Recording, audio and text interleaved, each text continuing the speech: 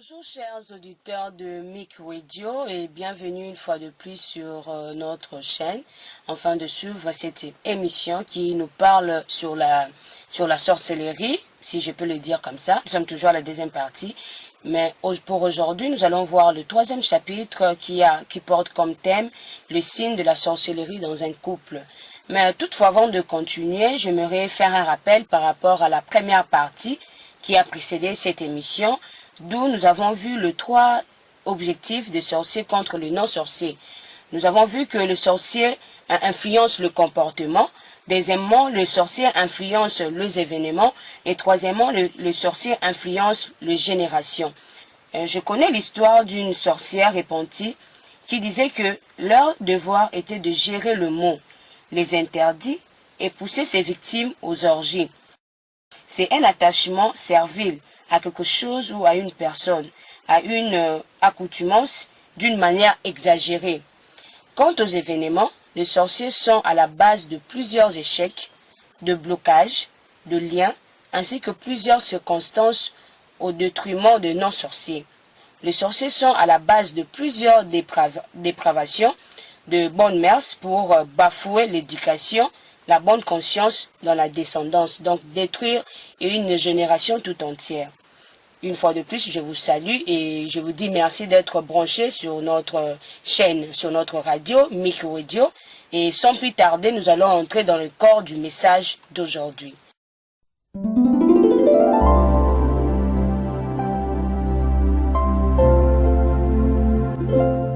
Bonjour Berger Moïse. Bonjour Naomi. Bienvenue sur notre plateau. Merci. Berger Moïse, nous avons eu le thème par rapport au 3e chapitre qui dit le signe de la sorcellerie dans un couple. Est-ce que nous, ensemble avec le téléspectateur, nous pouvons comprendre qu'est dit réellement ce sujet? Bien sûr. Shalom monde entier, shalom Église du Seigneur. Merci de votre fidélité. Naomi, merci de votre zèle. Merci. Par rapport à l'œuvre de Dieu. Nous avons comme devoir de défendre le peuple de Dieu parce que nous sommes des intercesseurs, nous sommes les gardiens du peuple, nous devons jouer notre rôle. Voilà pourquoi nous parlons de la sorcellerie. Il y a quelqu'un qui a posé une question. Est-ce que c'est important qu'on nous parle des sorciers? Oui, c'est important parce que il y a au moins 7 signes qui démontrent la présence des sorciers dans un couple. Et quand on n'est pas informé, c'est comme le passage qui dit un peuple sans révélation, c'est un peuple sans frein. Oui. Et il y a aussi un passage qui dit quand il n'y a pas de vision, le peuple tombe. Voilà l'objectif de ce sujet. Le signe de la présence de sorciers dans un couple. C'est ce dont nous voulons parler aujourd'hui. D'accord. Nous avons eu le thème. Donc, par rapport au thème, je comprends que même s'il y a certaines personnes qui disent, bon, je ne sais pas si c'est tout le monde, il y a certaines personnes qui disent que des fois le mariage nous épargne de certaines réalités de la vie. Donc, maintenant, aujourd'hui, je comprends que bien qu'on soit marié, on peut toutefois courir à des risques de la sorcellerie. Parfait. Quand on soit marié, on peut courir au risque de la sorcellerie parce que, d'abord, le mariage, notons, c'est la vie de 2 personnes. Oui. La Bible dit qu'ils ne seront plus un. Ils ne seront plus 2, mais ils seront un. Mais notons que pour un sorcier, dans un couple, comme il y a 2 personnes, c'est 2 caractères. Oui. Comme il y a 2 personnes, c'est 2 façons de penser. Comme il y a 2 personnes, c'est 2 cultures, 2 éducations, 2 familles, 2 milieux de vie. Chacun vient de son milieu de vie où il a grandi. Et maintenant, le diable se sert de ses antécédents pour apporter un désordre, un combat dans un couple. Mais Berger Moïse, comment la Bible dit que une fois les 2 réunis mariés, ils deviendront une seule personne? Mais comment, cependant, ils sont devenus une seule personne, mais il y a toujours 2 comportements, il y a toujours 2 cultures, il y a toujours 2 familles. Comment on peut expliquer cela? Très bien, Naomi. Parce que nous, les chrétiens, nous ne sommes plus basés que sur le plan spirituel. Oui. Parce que cette union dont la Bible fait mention, c'est une union spirituelle. Et nous avons négligé les aspects Donc, moraux, par exemple. donc, une fois marié, lorsque la Bible dit que le deux deviendront une seule personne, c'est seulement dans la spiritualité, mais pas dans le physique. Ça ne doit pas être seulement dans la spiritualité. D'accord. Ça doit être dans d'autres aspects. Pas seulement l'aspect physique. Il y a l'aspect physique, il y a l'aspect moral, il y a l'aspect même intellectuel. Oui. Je vais d'ouvrir une petite parenthèse. Quoique cela ne soit pas nécessairement le sujet, mais pour enrichir l'idée. Un homme qui a beaucoup étudié et une femme qui a moins étudié, c'est un couple qui aura des problèmes. Parce que les cultures, un déséquilibre culturel, Oui. voyez-vous, un déséquilibre total. C'est ainsi que nous, le couple, nous devons chercher un même pied d'égalité pour qu'il n'y ait pas un déséquilibre, parce que les sorciers profitent de ce déséquilibre. Berger Moïse, chercher le même pied d'égalité. Vous ne trouvez pas que c'est dur? Parce que, bon, on peut se dire, j'ai fait l'université, j'ai eu peut-être des collègues filles à l'université, je préfère prendre en mariage l'un de mes collègues de classe qui a fait l'université comme moi. Mais si c'est envie, ce que la personne veut faire, c'est pas dans la volonté de Dieu. Peut-être que Dieu a réservé pour lui une femme qui a arrêté ses études vers l'école humanité. Mais non. Là, la personne est sortie directement de la volonté de Dieu. Ok. Ici, je ne parle pas de fiançailles, je ne parle pas des critères de choix. Oui. Qu'il faut avoir nécessairement quelqu'un qui a étudié avec moi à l'université, par exemple. Ici, je parle déjà de couples. D'accord. Les couples dans lesquels il y a déjà un déséquilibre. D'accord, d'accord. C'est-à-dire, supposons que la femme a beaucoup étudié et l'homme non. Tout comme l'homme a beaucoup étudié et la femme non. Parfait? Oui. Il y aura des difficultés telles que, sur le plan social, vous allez voir que l'homme est plus avancé que la femme. Ces décalages-là, ces déséquilibres-là donnent accès aux sorciers. Nous allons le voir le long de l'émission. Alors, lorsqu'il y a ces déséquilibres dans un couple, est-ce que l'autre, peut-être que la femme a beaucoup étudié que l'homme, est-ce que la femme peut remédier à ça, peut aider l'autre à prendre le même niveau que lui? Tout à fait. Je donne un exemple. Il y a beaucoup de femmes qui ont étudié sous le toit conjugal. Peut-être on n'avait pas de moyens. Peut-être on n'avait pas de tuteurs. Et quand on se marie, on a tout le temps d'être pris en charge par son mari pour apprendre. Il y a des collèges. C'est quoi un collège? Dans plusieurs pays, on appelle ça collège, c'est-à-dire des formations. Ce n'est pas obligatoirement l'université, mais c'est un centre. Je vous donne un exemple. Présentement, je suis en train d'apprendre l'anglais, pas à l'université, mais dans un centre pour une formation de 3 mois. Il y a des centres qu'on appelle collèges, il y a des clubs, il y a d'autres centres qu'on appelle alliances, où on apprend la langue. Je dis au monde entier, faisons un effort dans nos couples. Vérifions où est-ce qu'il y a les décalages dans un domaine ou un autre, pour que le sorcier ne profite pas, tel qu'on le verra dans ces chapitres. D'accord, chers auditeurs de MIC, je vois que le sujet est tellement vaste et nous aurons beaucoup de choses à dire. Je crois que ça serait aussi bénéfique pour vous qui êtes déjà dans le couple. Et aussi, dès le début de l'émission, le berger Moïse a pris soin de vous donner un conseil. Donc, vous pouvez réellement aider votre partenaire à arriver au même niveau que vous. Parfait. Donc, berger Moïse, continuons notre émission. Continuons notre émission nous allons parler de 7 signes de la présence des sorciers dans un couple. Prions. Dieu Tout-Puissant, nous disons que ce temps est béni. Le temps de la découverte, surtout le temps de la délivrance. Nous voulons que tu nous montres les astuces de l'ennemi, le brèche qui donne accès au diable. Comme il est écrit, ne donnez pas accès au diable. Nous empêchons maintenant au diable et aux sorciers d'avoir accès dans nos foyers, particulièrement dans nos couples, au nom de Jésus-Christ. Amen. Amen. Le premier signe de la présence des sorciers dans un couple. Oui. Et quand nous parlons de la présence des sorciers dans un couple, nous ne disons pas que nécessairement ils vivent dans le même toit que nous. C'est-à-dire 7 signes dont un couple est déjà tombé victime. D'accord. Premier signe. Ici, c'est plus la femme qui est attaquée. Elle trouve d'un coup que son mari l'énerve. À l'occasion de rien,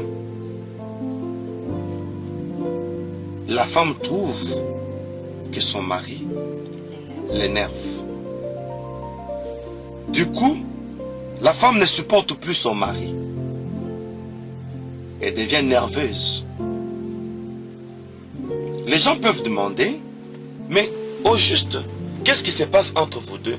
La femme va dire, moi aussi je ne comprends pas, mais je n'arrive plus à les supporter. Et la femme n'éprouve plus l'importance de l'acte sexuel avec lui. La plupart des foyers se sont retrouvés dans une séparation des corps pendant 2 ans. Mais la raison valable n'est pas là. Attention, Naomi, il arrive 2 fois. Dans un couple, tout comme dans les fiançailles, vous vous rendez compte que l'autre est devenu timide. Et l'autre vous communique sa timidité. Et ça devient timidité contre timidité. On ne se parle plus.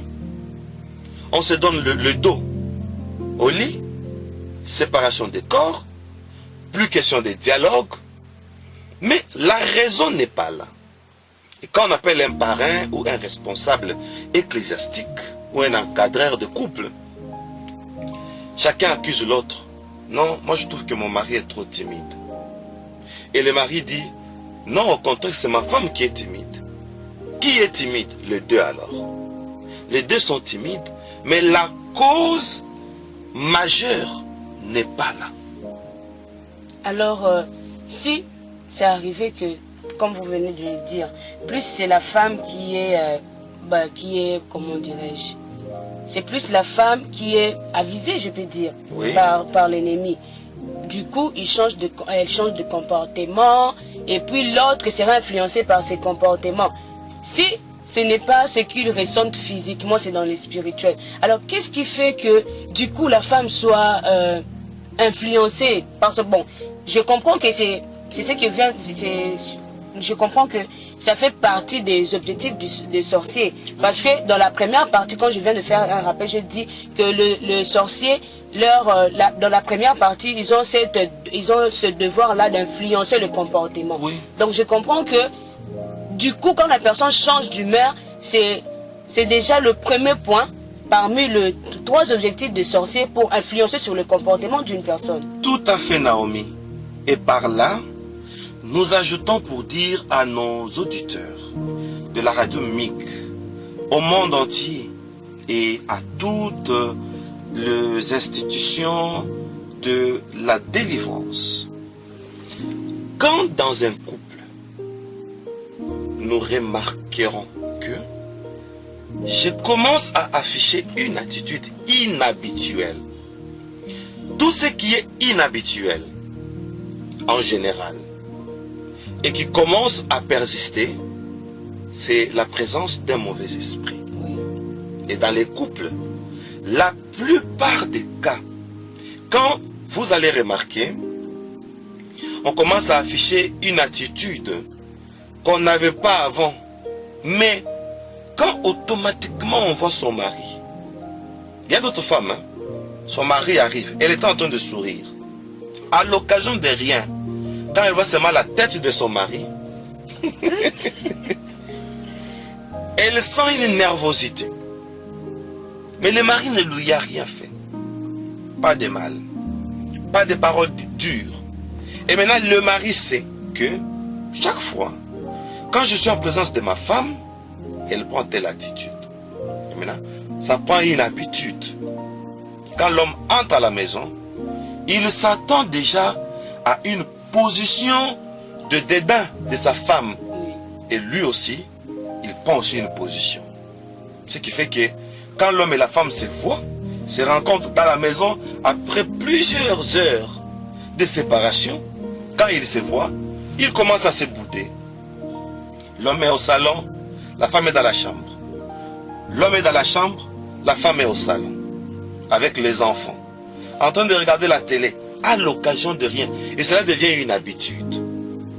Quand on remarque que, dans un couple, on dit, la femme n'éprouve plus l'importance de l'acte sexuel avec son mari.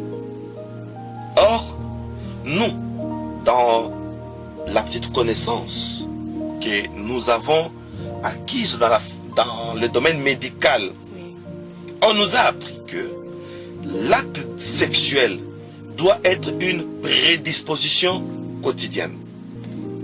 Berger Moïse, lorsque vous avez commencé de dire le premier signe, vous avez dit que c'est plus la femme qui est premièrement attaquée, je peux dire. Attaquée, influencée. Influencée, oui. Est-ce que c'est là, vous dites c'est là par rapport à ce qui s'est passé au jardin d'Éden, parce que c'était le serpent a cherché d'abord la femme. Oh mon Dieu, Naomi, vous savez prophétisé. Amen.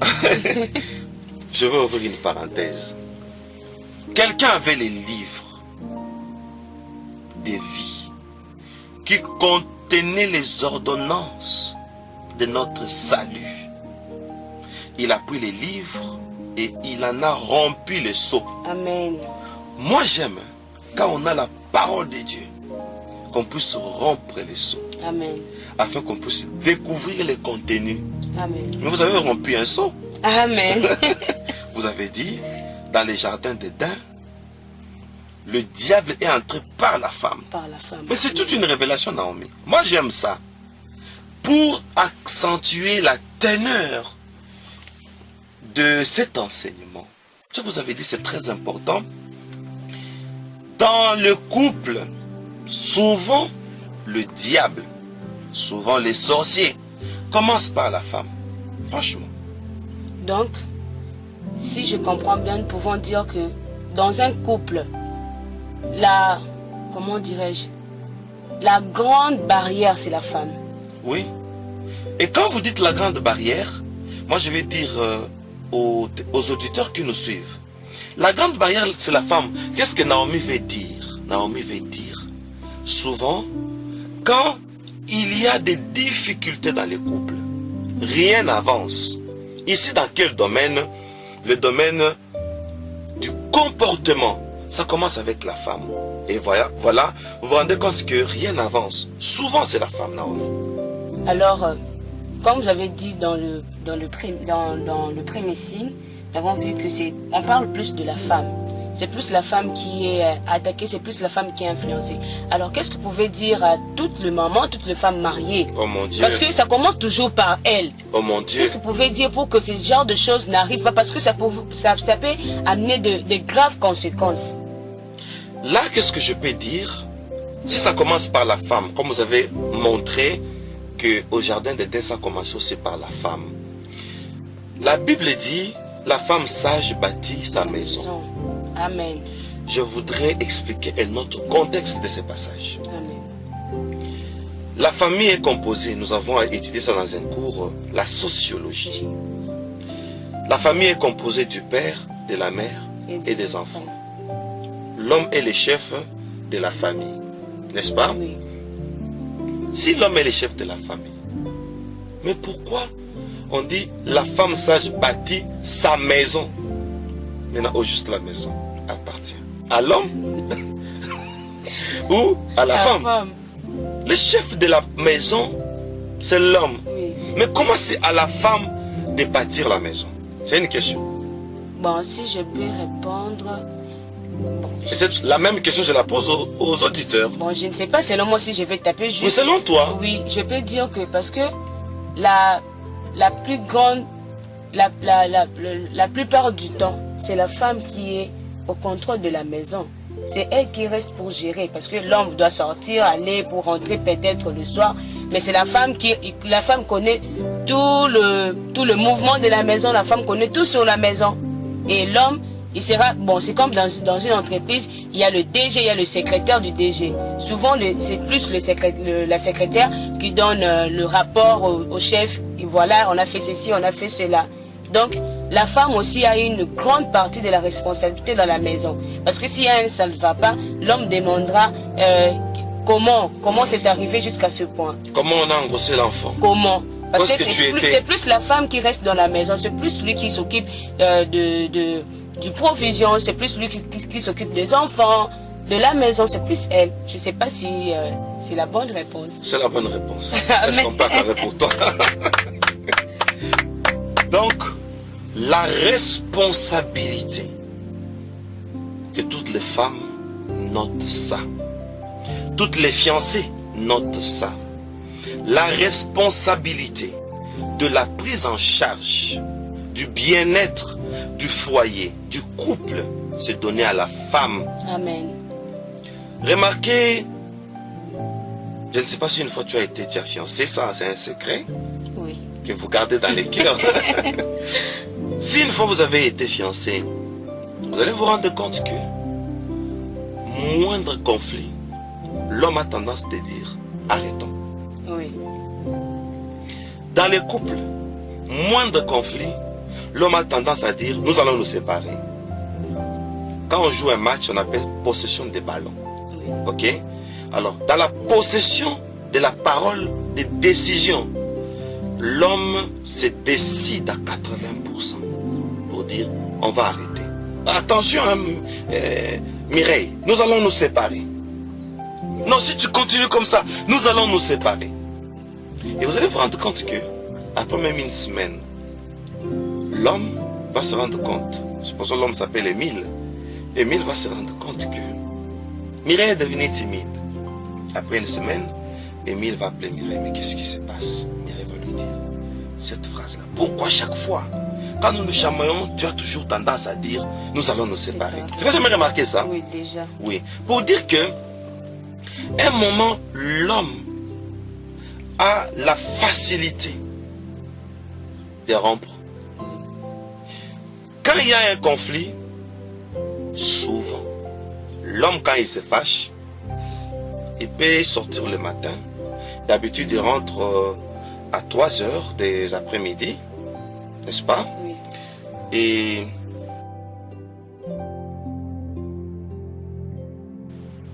vous allez vous rendre compte que l'homme va commencer à rentrer à minuit, à 23 heures. Pourquoi? Parce qu'il y a un conflit à la maison. Mais la femme, quand il y a un conflit, vous savez là où elle va? À l'église? Non. Elle reste dans la chambre. Oui. Elle s'enferme. Oui, vous avez raison, vous avez vraiment raison. Vous êtes rappelé de quelque chose, hein? Oui, vous. De la famille, je pense. Oui, de la famille. Quand papa et maman se chamaillent, maman ne sort pas de la chambre. Elle ne sort pas. Mais papa va aller voir les amis. Oui. Pourquoi l'homme a toujours tendance à aller à l'extérieur? Que ça dise beaucoup aux femmes. Oh maman, maman, tu dois te découvrir.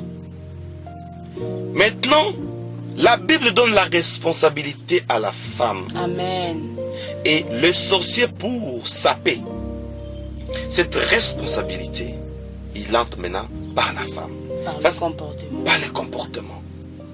La femme doit se découvrir. Amen. Que certains mots que l'homme peut prononcer, toi femme, tu n'es pas obligé de répliquer. Amen. Parce que tu es responsable. Amen. les hommes, un moment, ils parlent comme ça pour parloter. Il ne faut pas suivre.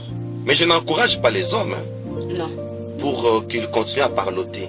La femme doit apprendre à endurer. De peur que elle qui doit bâtir sa maison commence maintenant à se décourager. Si une femme se décourage, sachons que le foyer ne va plus subsister. Amen. Alors, nous étions en train de dire, quand les sorciers entrent dans un couple, la première cible, c'est la femme. Au niveau sentimental. Femme, quand tu remarques que ton mari ne t'attire plus, ton fiancé ne t'attire plus, sache que les sorciers t'ont visé. Amen.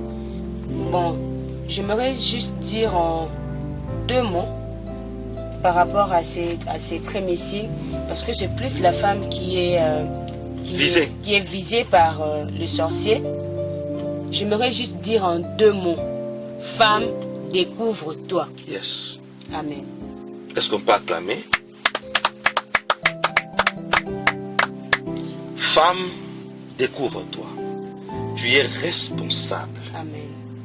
Le foyer est sous ta charge. C'est une grande responsabilité. Alors un responsable ne se décide pas n'importe comment, ne se fâche pas n'importe comment, n'agit pas n'importe comment. Une femme responsable ne peut pas répliquer à un mâle, à une parole dure. Elle doit se taire pour dire, en tant que responsable, si je parle, c'est tout. On dit la femme insensée renverse sa propre maison de ses propres mains. Naomi, nous allons au 2e signe de la présence des sorciers dans un couple. C'est au niveau des disputes. Quand l'homme et la femme se disputent sans raison, et vous allez remarquer, l'homme et la femme vont s'aimer quand ils se séparent. Quand l'homme est en mission de service, quand la femme va en congé en famille pour 1 semaine, on se fait trop de messages.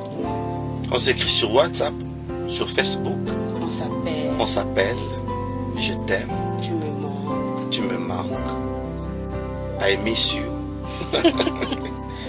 Mais quand on se voit, on ne se dit jamais je t'aime.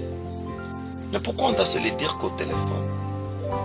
Quand l'homme est au bureau, oh, il appelle, la femme appelle, chérie, tu traînes. Et quand il vient, on commence à se disputer à tout moment. Et on le remarque.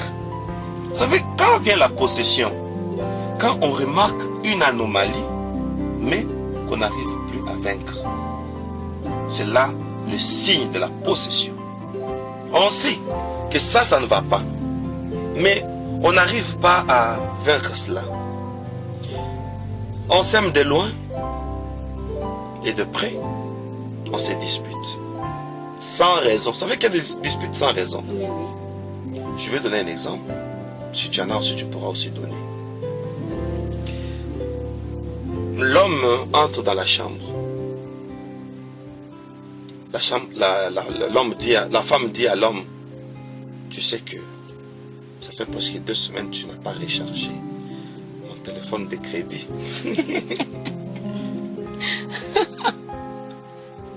Et l'homme va dire, tous les biens que je fais pour toi ne comptent pas.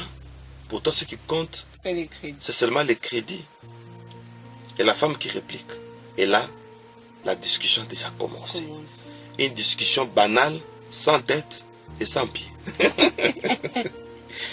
Alors, la femme qui dit, ah, moi, je suis sensible dans des petites choses.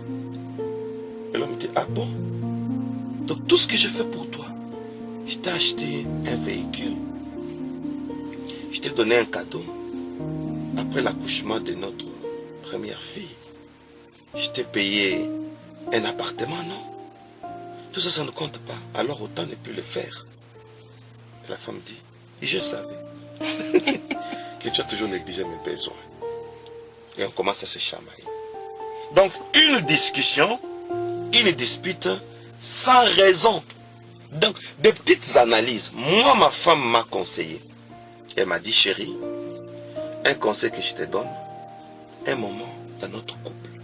Des petites choses, banalisons-les. Est-ce qu'on ne peut pas aussi conseiller aux auditeurs? Bien sûr. Bien sûr. Tu peux aussi prendre ce conseil? Chers auditeurs, vous avez écouté ce que le berger vient de dire. Moi, je le prends pour vous le dire aussi. Dans un couple, banaliser certaines choses, de petites choses, des petites histoires, comme le berger vient de dire, sans tête et sans pied. Banalisons certaines choses pour bien marcher. Oh mon Dieu. C'est intéressant. Mais berger Moïse, Naomi? je me souviens que lorsque j'ai flashé sur ces thèmes, j'avais donné un exemple. Oui. Et je trouve que cet exemple est basé sur le deuxième signe. Sur ce que vous venez de dire, que souvent l'homme et la femme se disputent sans raison. Mais j'aimerais que le téléspectateur, parce qu'on a juste dit... Les auditeurs. Que les auditeurs, pardon, comprennent quelle est la conséquence qui peuvent être entraînées par rapport à cet acte, se disputer sans raison. Oui. Des conséquences sont là. Oui. Je vais vous dire quelque chose, Naomi. Entrons d'abord dans un autre domaine spirituel, domaine médical. Oui. Qu'est-ce qui attire l'homme vers sa femme? Qu'est-ce qui attire sa femme, la femme vers son homme? Ça s'appelle en termes médicaux le fantasme. Le fantasme, c'est quand l'autre nous attire. Ses yeux, la mue de sa voix, son sourire, sa démarche. Le fantasme est bizarre. D'autres, vous pouvez voir même la couleur de sa peau. Juste la coloration de la peau. Une forme sur son physique. Tout ça crée le fantasme entre l'homme et la femme. Quand on vient de se disputer, le fantasme chute. Parce que l'autre ne va pas t'attirer parce qu'il t'énerve déjà. Oui, oui, oui. Effectivement. Tu viens de faire l'échange de paroles avec lui. Ce sont des choses qui, après une discussion, vous allez voir, au lit, on se donne le dos. C'est l'une des conséquences. Pour répondre à votre question. La discussion bannit les dialogues. Oui. Là, on ne parle plus. Parce qu'on vient de se disputer. La discussion réduit l'amour. La discussion réduit la considération.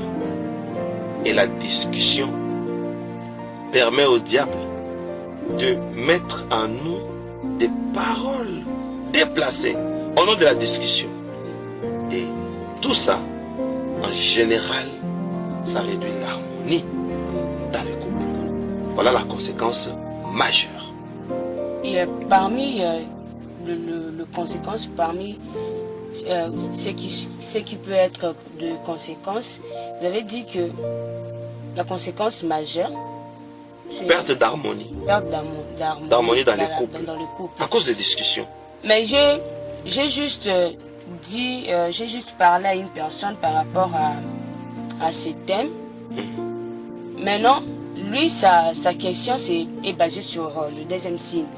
Il dit, est-ce que lorsque un couple se dispute deux fois sans raison, cela peut entraîner une conséquence physique, mais pas chez eux, mais chez les enfants? Peut-être la maladie. Bon, quand est-ce qu'un enfant ou des enfants peuvent tomber malades à cause de la discussion de parents? Oui. Les enfants peuvent tomber malades. Maintenant, ce sont des maladies psychosomatiques. Ça touche le psychique et ça se répercussionne vers le physique. Psuke, là on voit le psychique. Somatique, le soma. Soma veut dire le corps. Oui. Psychosomatique, du psychique au soma, au corps. Maintenant, quand est-ce que les enfants peuvent tomber malades? Ils sont démoralisés. Démoralisé, oui. Maintenant, ils peuvent souffrir de maladies telles que problème d'estomac. Voyez-vous, l'hypertension, surtout des enfants majeurs, quand ils trouvent que les parents se sont chamaillés, ça rend mal à l'aise aux enfants. La plupart des maladies, ce sont des maladies morales, sur le plan moral. Ça rend malade. Quand son moral n'est pas en place, je vous dis, même physiquement, on peut avoir des fatigues. Physiquement, on peut être démotivé. On n'a pas envie d'étudier. On peut échouer même à l'école. Pourquoi? Parce qu'on ne sait pas se concentrer. Papa et maman se chamaillent chaque fois. Et ça pourrait même pousser les enfants d'éviter trop d'être à la maison. Très bien, Naomi. Parce que moi, je me souviens de fois Vraiment. quand il y avait pas tellement d'harmonie à la maison. Des fois, quand on part au cours, moi et mes soeurs, quand on rentre à la maison, sur la route, on s'est dit, Allez à la maison. Allez encore à la maison. On va encore voir Il fallait que l'école soit du matin au soir, Oh, parce mon que Dieu. le thé là, non, la maison, non. On s'est fatigué pour aller à la maison. Vous vous imaginez? Oui. Alors nous parents, comme nous parlons de couple, faisons attention quand nous n'avons pas l'harmonie. Très attention. Oui, les enfants seront facilement herdés. Faisons-leur très attention. Donc, par là, je comprends que les parents ont un grand rôle à jouer. Oui, pour l'harmonie du foyer. Oui. Quand Pour éviter aussi certaines choses sur leurs enfants. Et on peut parler aussi, pour accentuer ça, pourquoi aussi un moment, nous parents, quand nous sommes là, au salon, les enfants sont dans la chambre. Ah oui, Chaque enfant dans sa chambre. Pourquoi? Chez moi, quand les enfants entendent le moteur de ma Jeep, partout où ils étaient, ils sortent. Mon épouse sort de la chambre ou de la cuisine. Le père de famille est là. Et tous ils viennent et me font des bisous. Berger Moïse, moi je Les enfants montent sur moi. Oui. On est là. On est en accolade avec mon épouse d'une part, mes enfants de l'autre part, l'autre qui saute sur mon cou. Nous regardons la télé ensemble. Je connais une famille, quand papa arrive, Tout le monde se retire. tout le monde se retire, on lui laisse le salon. Et on lui a donné quel nom? Shérif. Le lion, Les lions. quand il arrive, on dit, le lion de la tribu de Juda est là. Même que moi je sais que le lion de la tribu de Juda, C'est Jésus. c'est Jésus. Mais ça devient un homme. Ça devient un homme. Quand il est là, on lui laisse le salon. Quand il part au démon, il est parti, tout le monde revient au salon. Seigneur, à tous les parents, tous les papas, quand vous êtes au salon, tout le monde à la chambre ou à la véranda. Quand vous êtes à la véranda, tout le monde au salon. Il faut dialoguer. C'est très important. Beaucoup de papas pensent, c'est ça l'autorité. Oui. Quand je suis là, tout le monde se retire. Non. Je vais vous dire quelque chose. Quand nous sommes en vie, père, mère, enfant, il y aura un moment où on ne se verra plus. Il y a un jour, un enfant qui voit sa mère. Nous parlerons aussi de la sorcellerie auprès des enfants. Oui. C'est prévu. Oui. Un enfant qui voit sa pauvre mère. Il regarde la photo. Un garçon de 18 ans. Il secoue la tête, il dit, je pouvais profiter de tout le temps quand tu étais en vie, te voir et bénéficier de ta présence. Mais, dommage, je n'en avais pas profité. Il jette la photo et commence à pleurer. Un garçon de 18 ans. Quand nous nous voyons Naomi profitant, Oui. un moment viendra, nous allons nous séparer. La vieillesse, par exemple. Moi, j'aime un couple qui vieillit, pas un couple qui meurt avant.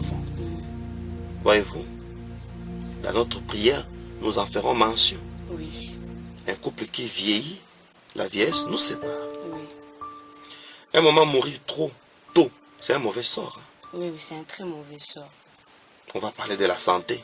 D'accord. On va prier aussi pour ça. Amen. Alors, Naomi, pour revenir, quand nous nous voyons, il y a beaucoup de choses qui peuvent nous séparer. Notre fille qui a 25 ans, qui se marie, Elle doit partir. elle va faire sa vie. Hein. Oui. Sachez qu'elle va nous oublier à 50%. C'est déjà beaucoup. Oui, c'est beaucoup. 50% elle donne à son mari et ses enfants. 50% elle nous donne nous en tant que parents. Oui. Mais nous nous sommes séparés. Notre garçon peut quitter notre pays, aller chercher de l'emploi ailleurs. Et nous allons nous voir après 10 ans. Nous allons nous voir que dans des circonstances. Quand nous avons l'occasion de nous voir, profitons. Profitons. C'est Tout ce que je important. peux dire. Nous sommes en train de parler des disputes. Oui. Notons ceci. Les disputes anormales se distinguent des disputes normales. Il y a aussi des disputes normales. Je viens, Sandrine, mais comment il est déjà 14 heures? Les enfants n'ont pas encore mangé.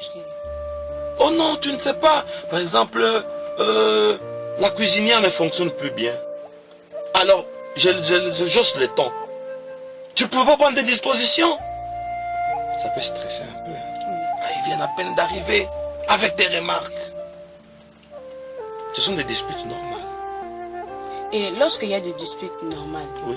qu'est-ce que l'autre doit faire? Si c'est l'autre, par exemple, c'est l'homme qui commence. Très bien, Naomi. Alors, Qu'est-ce la que- réaction de la femme, ce serait comment? Quand il y a une dispute normale, laissons l'autre parler.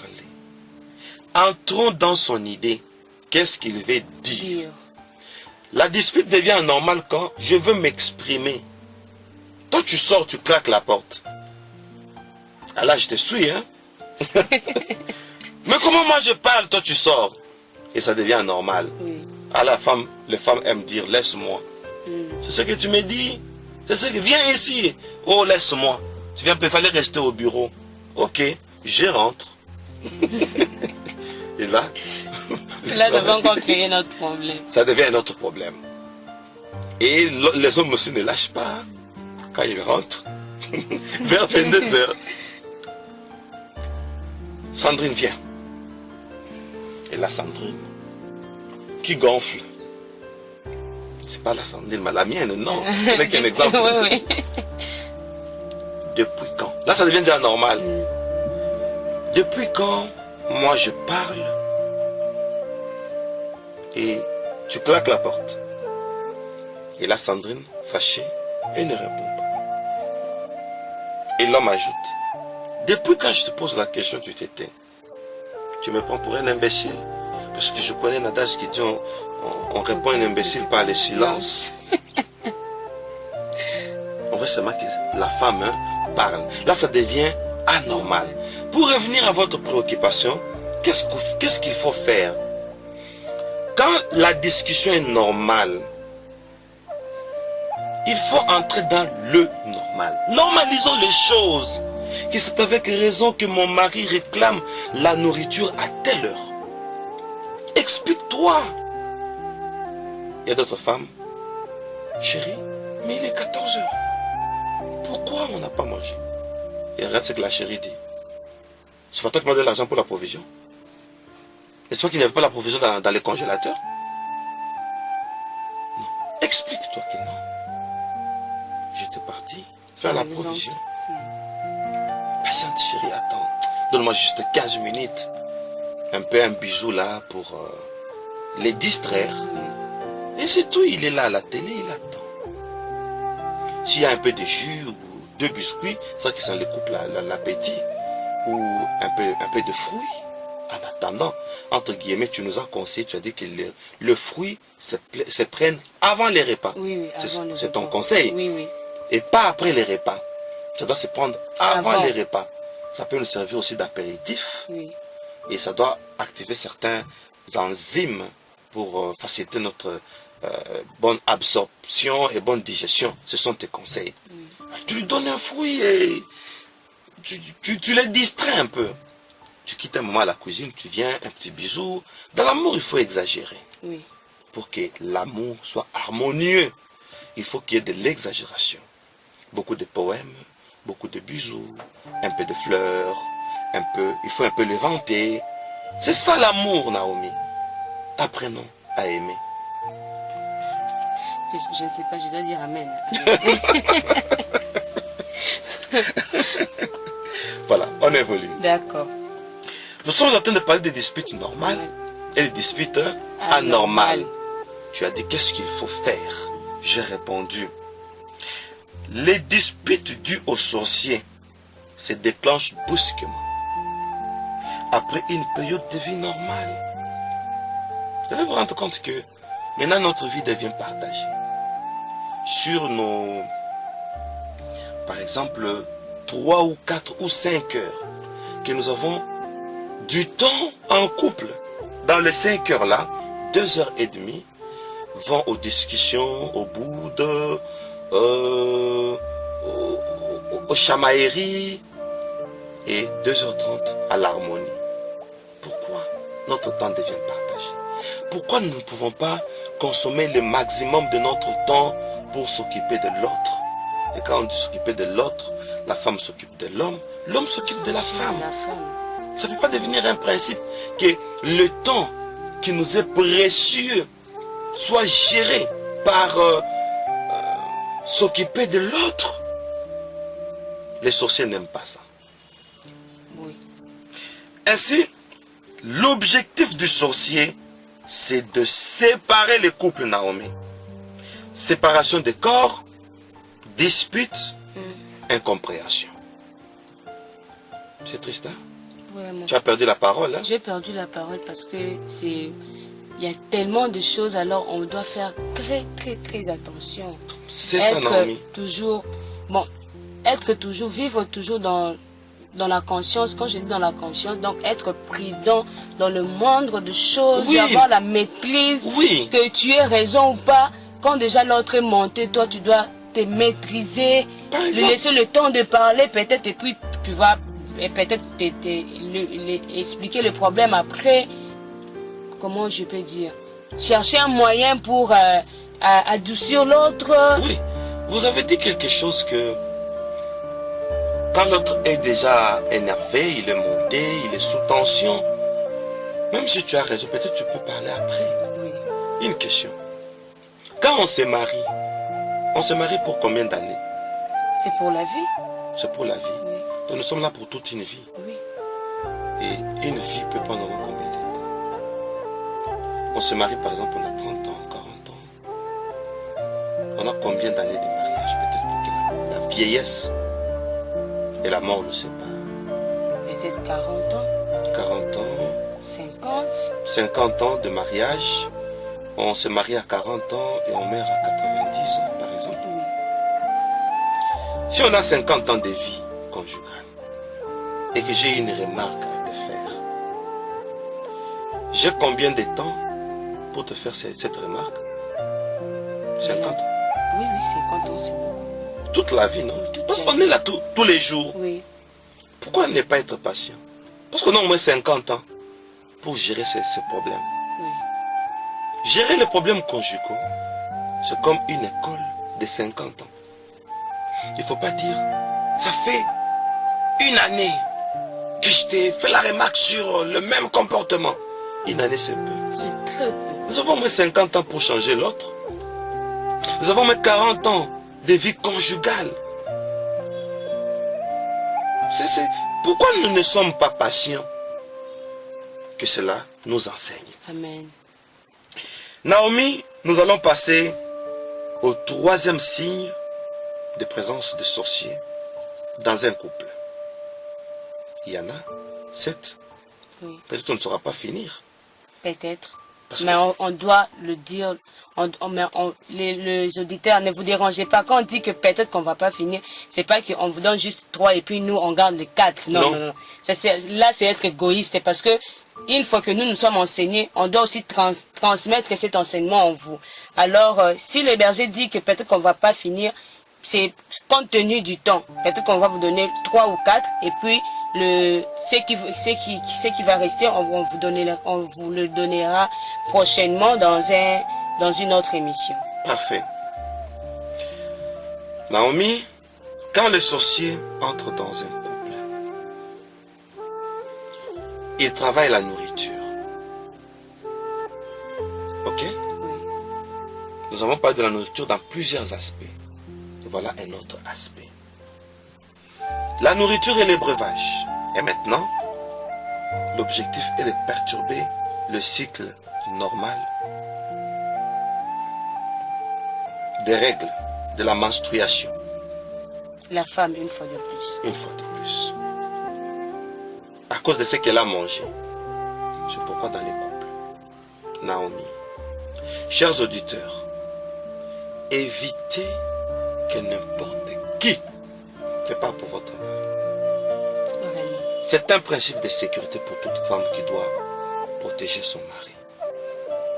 Parce que la plupart des sorciers font que l'homme de son côté, par la nourriture qu'il mange, une nourriture travaillée, qu'il perde ses érections.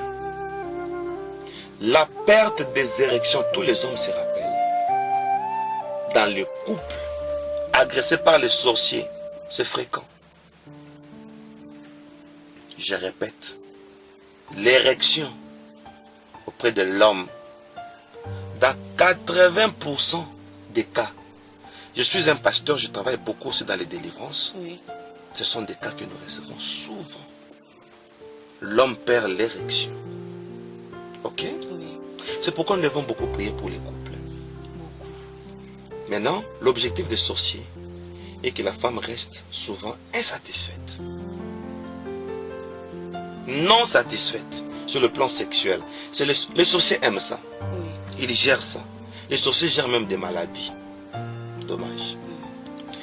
La femme de son côté, juste pour perturber le couple, elle ne tombe pas enceinte. La stérilité. La stérilité.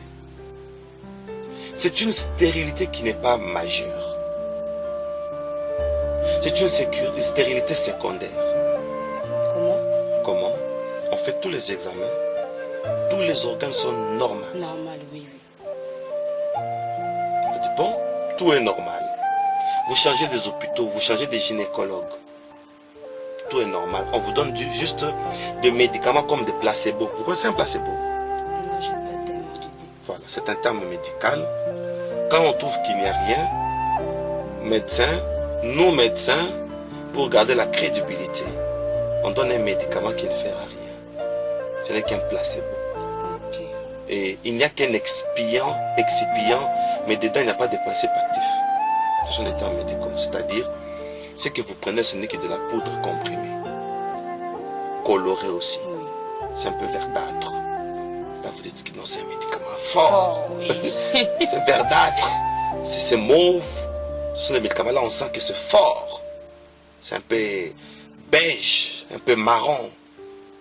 On prend ça, ce ne sont que des placebos, juste pour jouer avec votre psychologie. Lui, c'est qu'il n'y a rien. Tellement que vous venez, il faut qu'il y ait des consultations. Dommage. Très dommage. Il vous donne des placebos.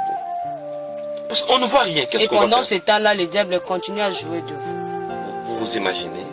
Et les sorciers aiment ça. C'est pourquoi nous devons beaucoup prier pour tous les couples qui n'ont pas encore d'enfants. Beaucoup.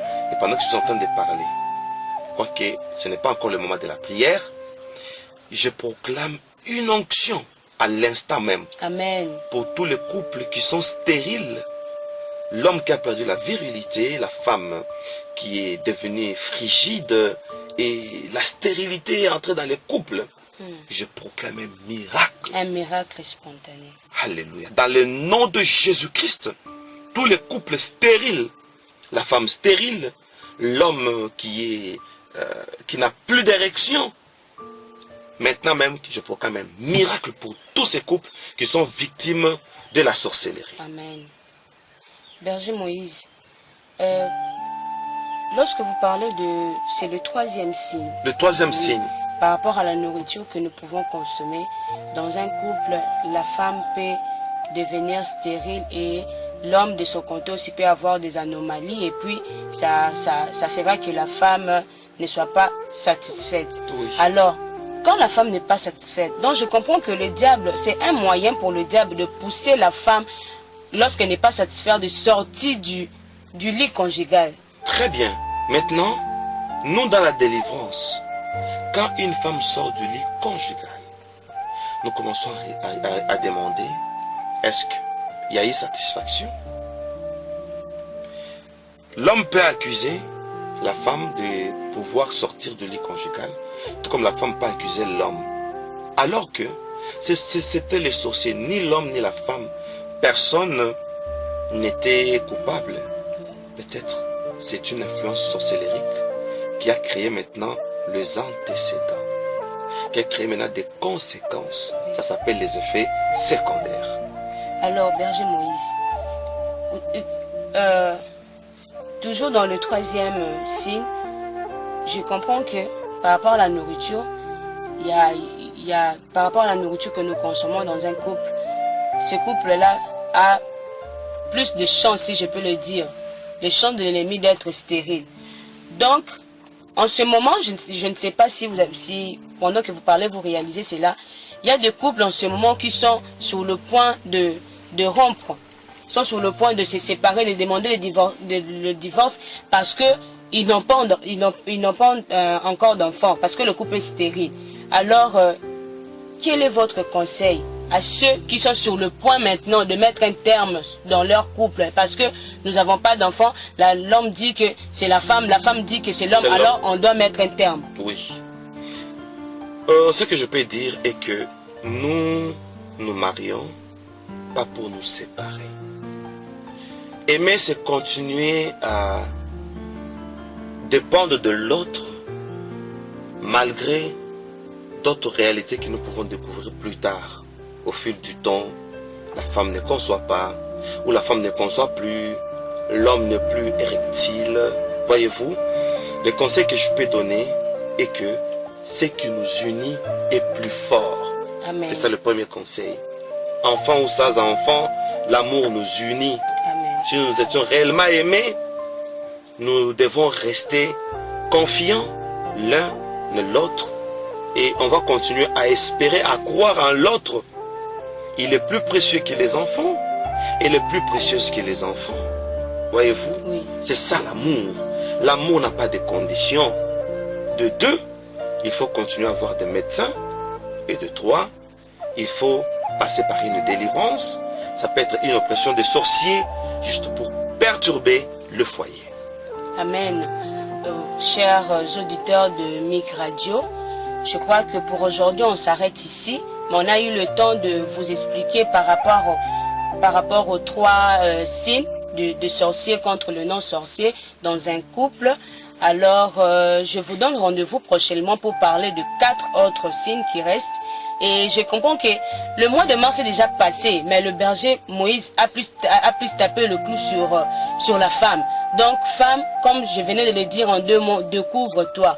Et sois réellement une femme qui bâtit sa maison. Parce que la Bible dit, une femme sage bâtit sa maison. Ne sois pas la femme qui va renverser sa propre maison par ses propres mains. Alors sois une femme qui bâtit sa maison. Je vous invite et je vous motive à continuer à suivre notre émission. Et prochainement, bientôt là, je crois bien demain, nous aurons à vous donner à vous parler du quatrième type qui, bon, je vais d'abord vous flasher, qui parle des signes dans le domaine du travail, dans un couple, dans le domaine du travail. Le diable aussi peut vous rendre victime de la sorcellerie dans le domaine du travail dans un couple. Alors soyez fidèles de cette chaîne, soyez fidèles de la radio MIC pour écouter ces choses. Et très prochainement, c'est par là, lorsque nous allons finir le chapitre 3, que nous allons voir le 4e chapitre qui parle du comment le diable, les sorciers procèdent pour envoûter une personne, comment ils procèdent.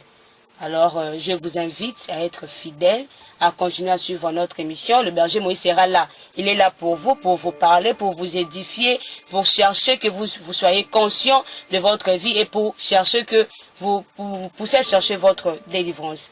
Alors, je vous dis au revoir et on se voit et on se donne rendez-vous pour une prochaine émission. Que le Seigneur vous bénisse. Ciao.